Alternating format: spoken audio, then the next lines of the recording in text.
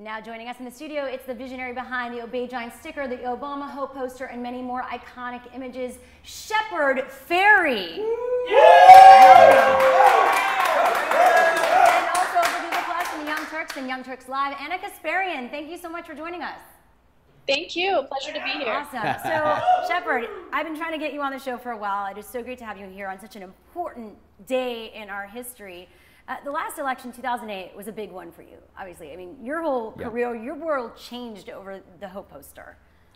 Yeah, it was amazing to see my poster go viral. I did it for my audience, and it resonated far beyond that. And I felt really proud that something that was a tool of grassroots activism, not generated by a corporation or even the campaign itself, made an impact. I think that shows that people are can be more empowered than maybe they imagine. Definitely. Do you feel like that grassroots activism changed the past 4 years in many ways?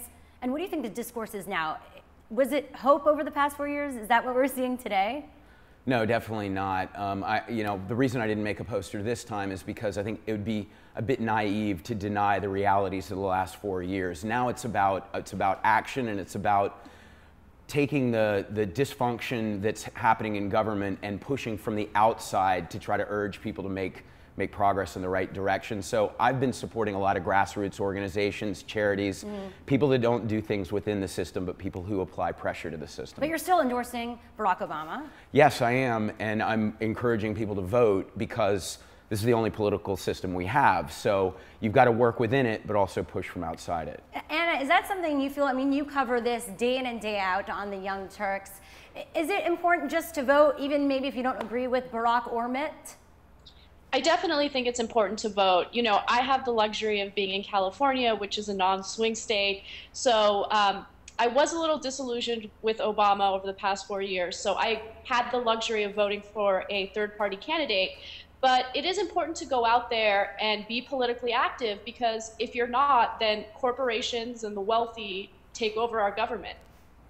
Oh, definitely, that does happen. So you actually did a competition for a poster which represented the emotions or what people were feeling now with the 2012 election, Shepard. What came of that? Well, I judged a competition for a money out of politics poster, because I think the thing that's the strongest corrupting force within our democracy is the disproportionate attention that wealthy and corporations who can give big campaign donations, especially since the Citizens United Supreme Court decision, the influence they have. So really reforming campaign finance and overturning Citizens United, to me, would really fix a lot of problems that trickle down from that. So I, along with several other people, chose an image of the Monopoly guy, Mr. Moneybags, with his top hat, but with the Uncle Sam stars on it, saying it's dangerous to merge the two. Don't give anyone a monopoly within democracy. And I think it gets the point across, but it's a difficult thing, because to get campaign finance reform to happen, it really takes the people working within government itself feeling the pressure from the outside to the point that they feel that they will lose in the next election if they're not on the right side of that issue. So it's not something that can emerge slowly. It has to reach a critical mass, a tipping point. No, we have a lot of young people watching the show. Can you explain why it's important to vote and be involved? A lot of people might feel the disconnect with issues that you're talking about. Like, oh, it's not affecting them directly right now. Right. So what do you have to say to those young people? I mean, you may not like any of the candidates, but there's going to be one candidate that maybe is more likely to be aligned with how you feel about an issue than another. So that's important. But secondly, when politicians look at who's voting and they think, whose interests do I want to serve, they're more likely to create policies that create the greatest good for the greatest number of people if they feel like everyone is voting and they have to take everyone's interests into account. So they're very shrewd about looking at statistics. If you're a young person and statistically young people don't vote, then by not voting, you're just ensuring that your voice is less likely to count. Definitely. And Anna, you will be live today telling us what's going on at the polls in real time, I know, on the Young Turks. So what are you seeing in terms of young people going out there to vote right now and being energized around this election season? Well, I noticed that young people are definitely not as energized today as they were 4 years ago, but I mean, they're extremely intelligent. They're paying attention to the issues, and they know that Obama is definitely the better candidate. So, you know, a lot of our audience consists of young individuals, and a lot of them will email in and they'll talk to us about, you know, how they wish that we had a three-party system as opposed to a two-party system. But a lot of them are going to go out there and vote for Obama because Obama has done a significant amount for young individuals. For instance, he lowered the interest rate on loans so students can afford to go to college. You know, he did pass healthcare reform, which a lot of young people are excited about as well. So I have noticed that there is a little bit of excitement, but it's definitely not to the same extent as it was back in 2008. All right, well, we're going to go to the fan chat right now with Tyler Oakley. Tyler, what are people asking? Everyone's got tons of questions, but one that stood out to me, and this is for Shepard. Are you ready? It is from Katie, and she would like to know, what is your favorite parody of the poster that you made that you've seen circulating around the internet? Well, I'm a big Simpsons fan, so when they did Homer Simpson with dope, I think that was probably the pinnacle in terms of you know, pop culture resonance. But just McCain with Nope was pretty. That said all I needed to say in 2008, and someone else did it for me, so I was grateful. Yeah, I mean, so do you enjoy when people do that type of stuff, remix your art, remake it? I mean, there's obviously a line.